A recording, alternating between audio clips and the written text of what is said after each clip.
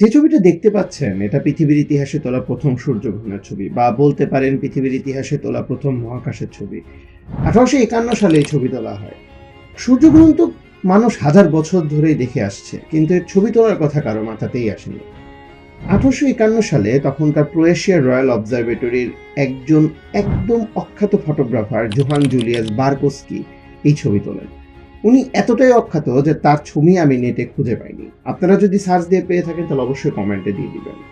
তার তোলা ছবিটা মূলত দেখতে ছিল এই রকম, যেটা এখন আপনারা দেখতে পাচ্ছেন।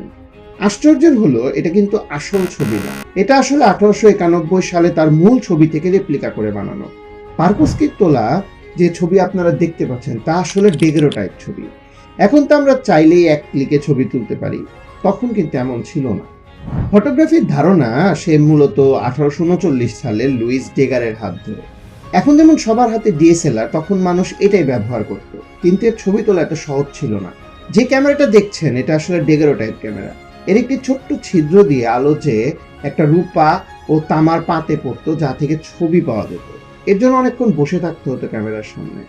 বারকোস্কি তার ক্যামেরা সূর্যগ্রহণের দিকে তাক করে ধরেন। এখন আপনাদের আমার এক পছন্দের সূর্যগ্রহণের ছবি দেখাই।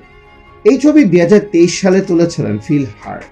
এখন চিন্তা করুন, 1891 সালের ছবি আর 2023 সালের ছবির মধ্যে কিন্তু অনেক পার্থক্য, অর্থাৎ কতটা এগিয়েছে বিজ্ঞান।